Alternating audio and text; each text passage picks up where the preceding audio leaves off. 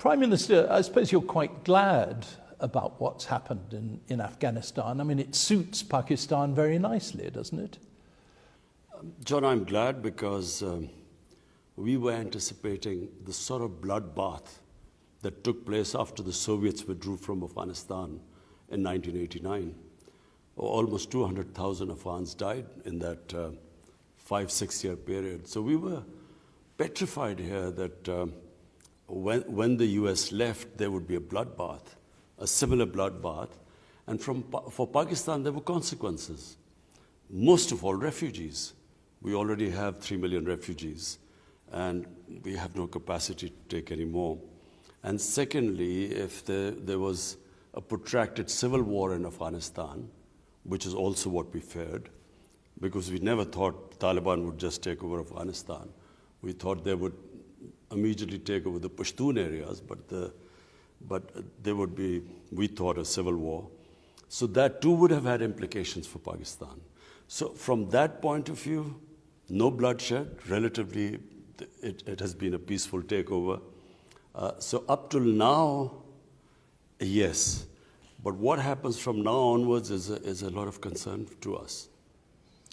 But the Taliban are really a Pakistani creation, aren't they? Absolutely not. Taliban were creation of the environment after the Soviets left. The warlords started fighting each other. And in that chaos emerged Taliban. And why did Taliban emerge? Because they gave people a semblance of rule of law, which did not exist before. Previously, when this is before Taliban took over, every 50 miles there was a checkpoint. There was a warlord who would then take money.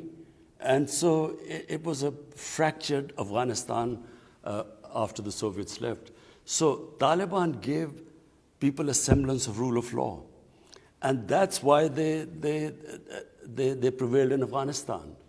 And so... Sorry, excuse me, though. You were saying there wasn't the rule of law in Afghanistan for the last 20 years when people's lives were lifted up beyond anything they'd ever experienced? No, John, I'm talking about when Taliban took over in 96. I'm talking about that period, when from 96 to 2001, so they were not a creation of Pakistan. Pakistan actually was backing Gulbuddin Hikmatyar. He was the faction Pakistan was backing against Ahmad Shah Massoud. Another extremist, another Islamic extremist. Well, all the Mujahideen were religious, fighting in the name of religion. They were doing jihad. So they were all Mujahideen. They weren't secular people who were still fighting the Soviets. But all I'm saying is that when we backed one faction, in my opinion, we made a huge mistake. Because we should not have interfered. We should have just, whatever government the Afghans wanted, we should have backed them. So when you back one faction, the other turns against you. So in my opinion, it was a mistake. Pakistan made a mistake. But Taliban came out of nowhere at that time. I'm talking about 96. But now they also came out of nowhere, and many of the educated people, the more kind of advanced people of Afghanistan are leaving in their thousands because they're terrified of the organization which you actually seem to approve of. John, this is just not true. First of all, you must understand that Afghanistan has a history. Afghanistan has resisted invaders throughout their history. I mean, you would know the British in 1842 when they invaded Afghanistan. Initially, it's a country which is easily invaded, but then starts the resistance, and slowly it grows. It happened against the British. Exactly the same thing happened against the Soviets. Initially, there was hardly any fighting, but then gradually, even when almost 1 million Afghans died, the fighting was more intense at the end. So similarly, when the Taliban were dislodged in 2001, initially there was nothing. But gradually the resistance grew.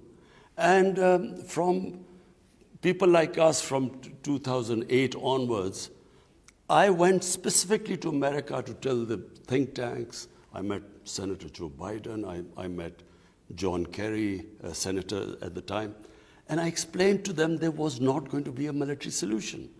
And at that time, they could have had a political solution. In other words, sort of an inclusive government. But the US kept going for a military solution, which there wasn't one. So Pakistan was not responsible for this current situation. It was actually the coalition trying to find a military solution which didn't exist. And secondly, and John, we never knew what the US, what their idea of victory was in Afghanistan. I mean, if it was Al-Qaeda and Osama bin Laden, Al-Qaeda was decimated in the first 2 years. It was finished. So what did US hope to achieve? Nation building, democracy, liberating their women. Whatever these aims were, these were not going to be attained through military action. When the Taliban took over, you were quoted as saying that Afghanistan had thrown off the shackles of slavery. You must be really embarrassed by that quote now, aren't you? I know. Look, first of all, I was making a speech in Urdu.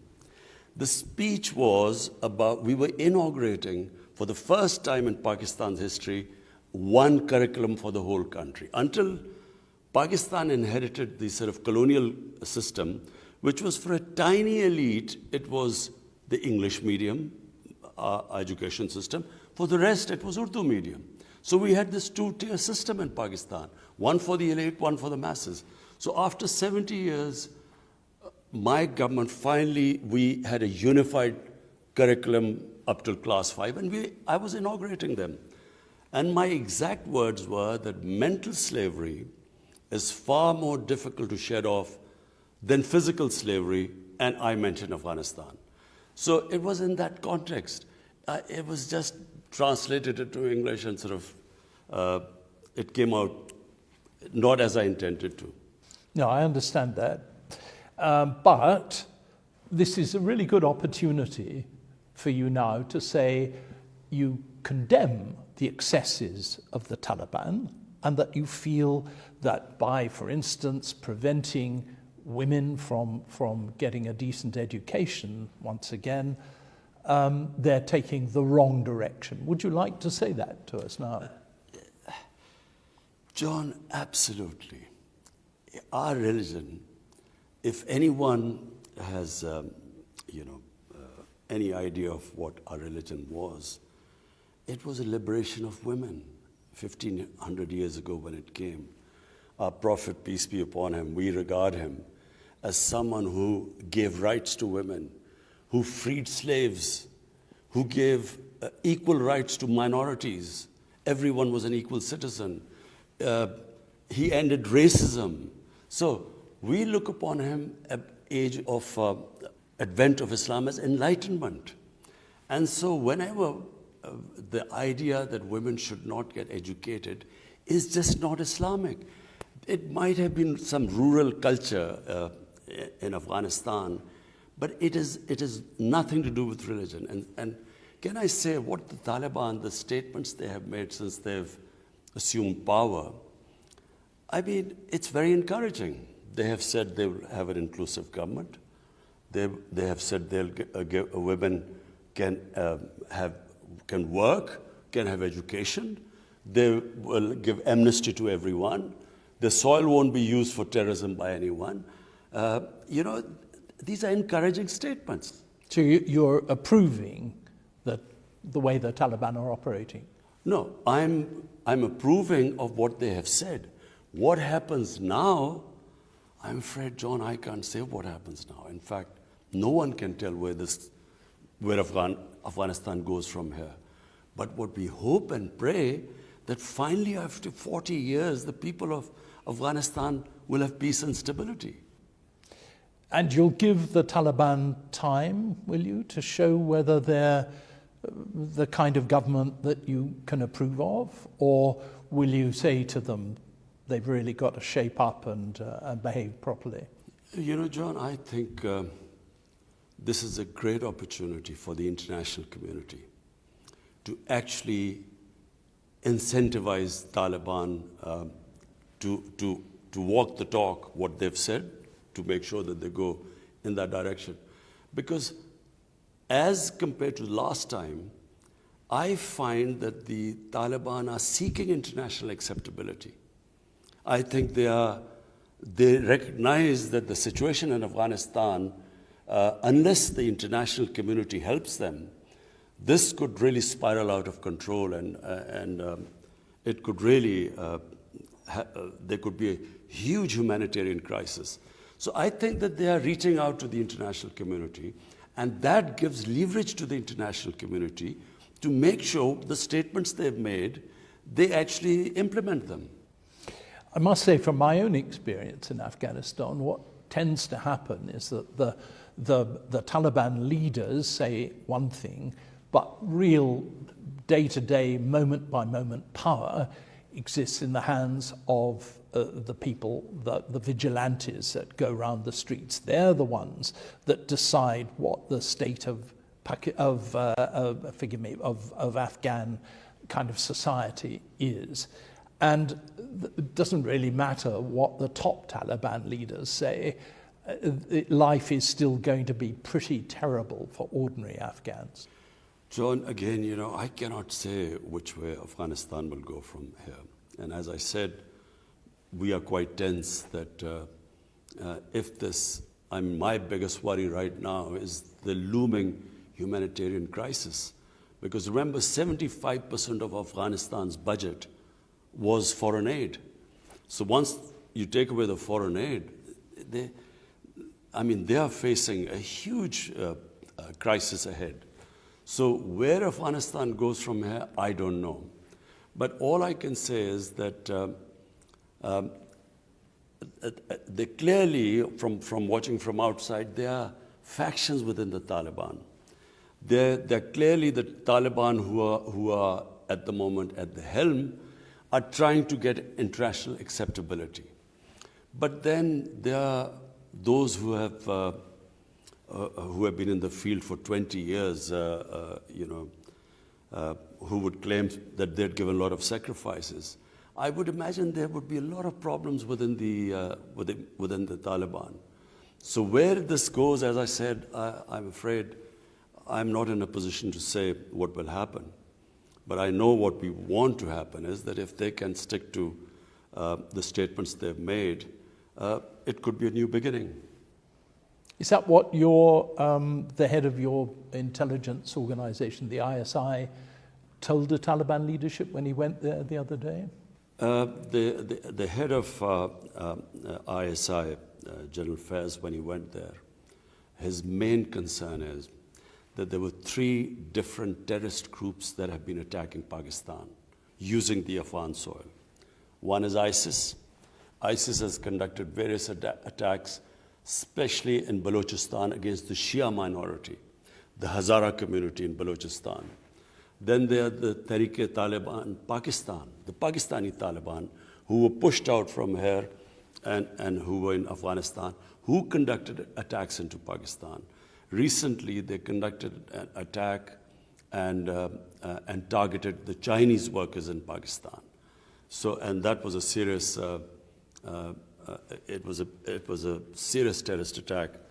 And then thirdly, there are the Baloch terrorists, the separatists who use Afghan soil to conduct attacks in Balochistan. So our main concern is that Afghan soil should not be used for terrorism in Pakistan. I see that. I just find it hard to understand how the Pakistan Taliban can be terrorists in Pakistan's view, but not the Taliban that they support, have close links with in Afghanistan. Surely they're terrorists too in those terms. But John, look, Pakistan sided with the international coalition, with the United States after 9/11.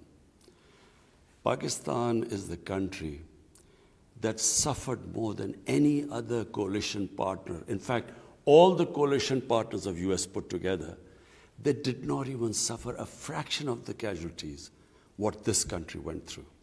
80,000 Pakistanis died because we joined this war against the Taliban. Remember, we were the coalition. All the logistical support to fight the Taliban or to dislodge them went through Pakistan. Pakistan was an ally. And the only ally that almost, there was a point we thought we were going down because there were 50 different militant groups attacking the state of Pakistan, and there were different types of Pakistani Taliban. There were no militant Taliban in Pakistan before we joined this coalition. So we were considered collaborators.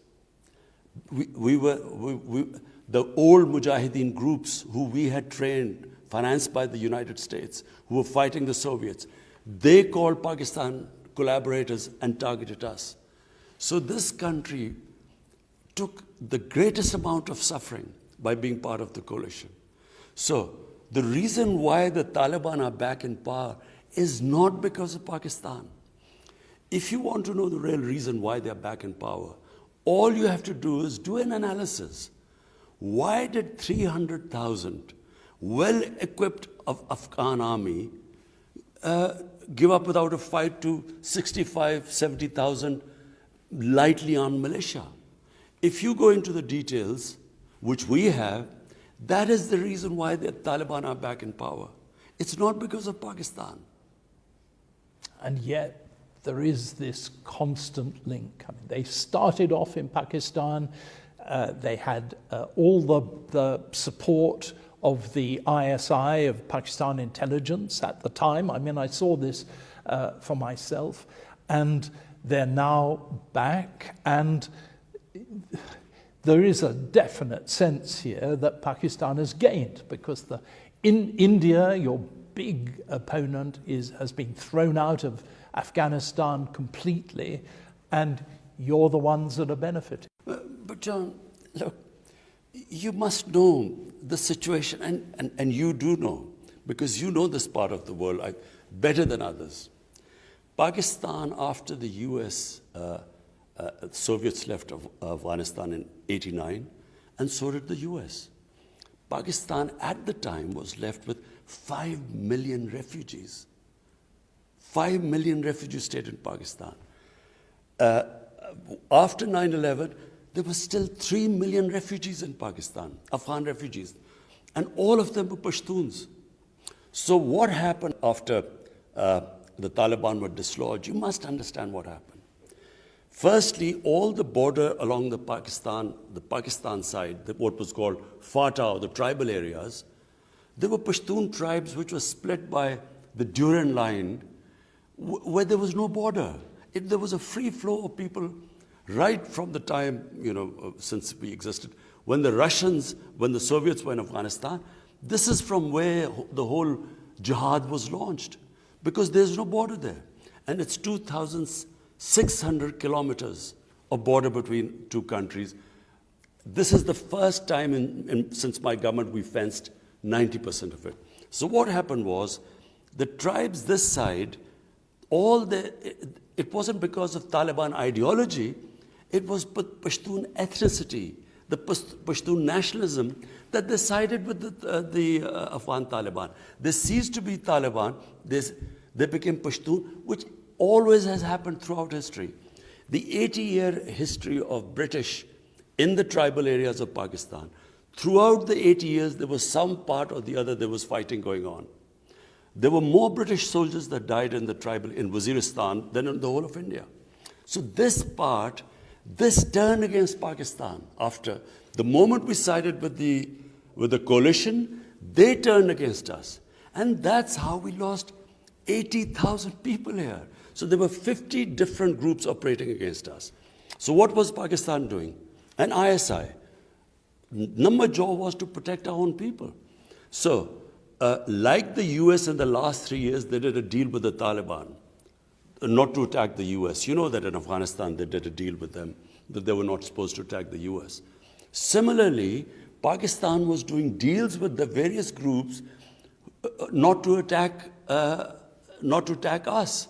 So amongst them were Pakistani Taliban too. There was a Waziristan Accord in 2006. There was a Shakai agreement in 2007 with different groups. And since Afghan Taliban were not attacking Pakistan, so they had an agreement that they wouldn't do anything. It's not the same as backing them. It's just that not taking military action against them. When I met President Ghani, I went specially to see him. Because we did not think the Taliban would be able to take over. We thought there would be a protracted civil war. So we were desperately trying to get some political settlement. And I said, I will do everything except taking military action against them. Tell us what we will do, we will try and convince them, and we did everything. Unfortunately, they would not accept President Ghani. Pakistan's got one really important lever that it can use to get what it wants in Afghanistan, and that is the question of recognizing the Taliban as the legitimate government. Are you going to do that? Just one thing, John, I want to make clear. People don't understand the Afghan character. Afghans are this country which does not accept outside interference. We were the three countries in 2001 that recognized the Taliban government. When, after 9/11, the US asked us to help them flush out Al-Qaeda or ask the Taliban to give up Osama bin Laden, Pakistan tried its best. They flatly refused Pakistan. So, this idea that Afghanistan can be sort of controlled from outside, it's never happened in history. The moment any head of Afghanistan is perceived as a foreign puppet, he loses credibility there. So what you're saying is that Pakistan has this leverage about recognition. I have spoken to all. I just went to the SCO conference in Dushanbe, and I spoke to all the neighbors, Iran, Uzbekistan, Tajikistan, which is because there's a big Tajik minority there, and they're very upset. So I spoke to the president there. And so all of us decided that we will collectively take a decision to recognize Afghanistan. And that decision would depend upon, will they have an inclusive government, their assurance of human rights, and that Afghan soil should not be used for terrorism, and neighbors are the most worried about that. So that's where it lies. So does that mean that you will recognize them if they agree those 3 points? We will collectively take a decision. So Pakistan itself will not decide on its own? No, exactly. We think that all the neighbors will get together and we will see how they progress. And then whether to recognize them or not will be a collective decision. And the fact is that Taliban aren't really going to have an inclusive government, are they? I mean, they haven't even got the non-Taliban people who've helped them into power. They've been excluded so far. So far, they haven't. They haven't got an inclusive government, as we hoped they would. But then they say that this is just a transition. This is not the final government. And we are trying. I'm trying that we should speak to them and ensure that they do have an inclusive government, because there will not be any long-term sustainable peace or stability in Afghanistan unless all the factions, all the ethnic groups are represented. But I mean, there's something more important than anything to the Taliban government, and that's the kind of purity of their ideology, their religious ideology. I mean, they're never going to allow women to go to schools or anything like that, are they? Because it cuts across their whole notion of what a society should be. I think they will allow women to go to schools. They will allow that. Well, they've said they won't. They've, as far as we know, they've assured us. So they're doing it. They say they're doing it in phases, but that remains to be seen. Look, John, with what they do from now onwards, we can only hope to sort of persuade them and encourage them and incentivize them in that direction. But, you know, sitting today, what happens, where they will go, I'm afraid, I don't know. But you can influence it by helping the other countries round about to decide to recognize them or not recognize them. We have already, I told you, John, I've already spoken to all the neighbors. I've spoken to the Iranian president, I've spoken to the Tajikistan president, the Uzbekistan president, they're the most relevant. And we have all decided that unless and until there's an inclusive government, and their respect for human rights, it would not be possible for us to recognize them. So it really does depend on what they themselves do. Absolutely. Because you see, apart from anything else, John, let me tell you from Pakistan, our biggest worry. Our biggest worry is that this will, a huge humanitarian crisis, and that would immediately lead to a refugee problem. Secondly, if they do not have an inclusive government, and gradually it descends into a civil war, which if they do not include all the factions, sooner or later they will, they will have again a sort of a civil war. That too will impact Pakistan.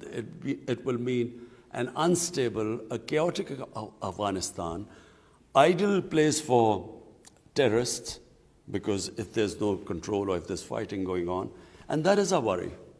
So terrorism from Afghan soil, and secondly, if there's a humanitarian crisis or a civil war, a refugee issue for us.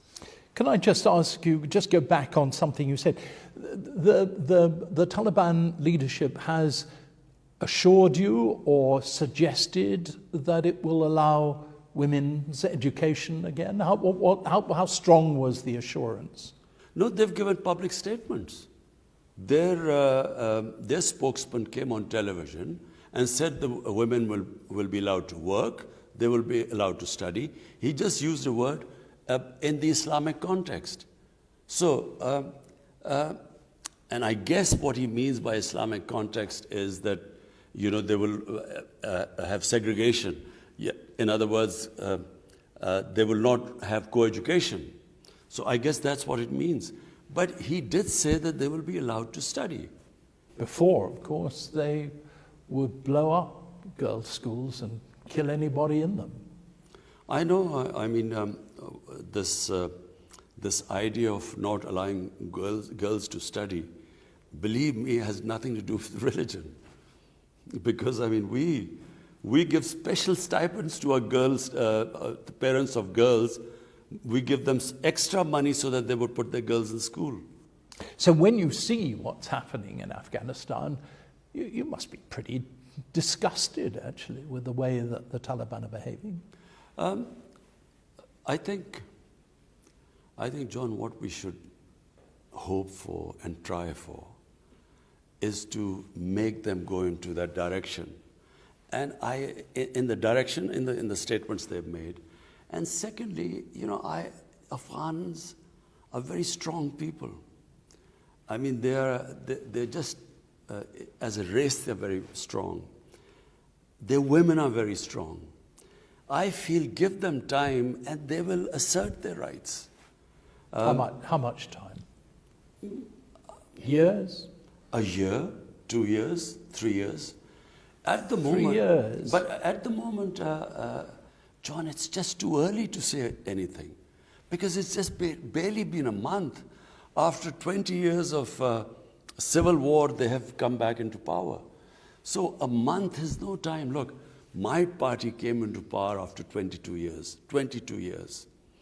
And trust me, for the first 6 months, it was the most difficult period of my life. Because, if you're not in power, you come into power after such a long time, it is so difficult, because there are people who've struggled with you, all want a peace, all want to be in government, so it's a very For us, it was the most difficult period.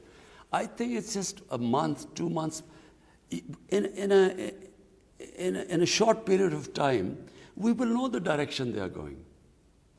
Well, I think we know it now. I don't know. I'm an optimist. I think that, there is a chance that there will be peace in Afghanistan after 40 years.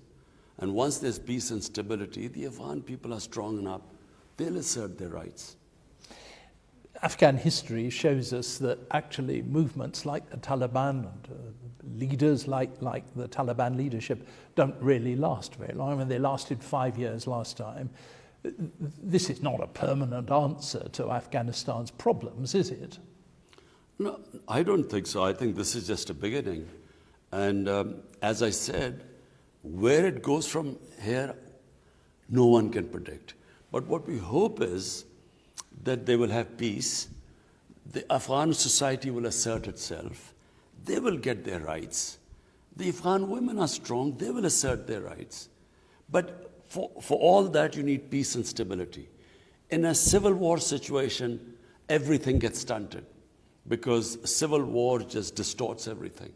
So peace is the key, and we hope that once there's peace, Afghanistan will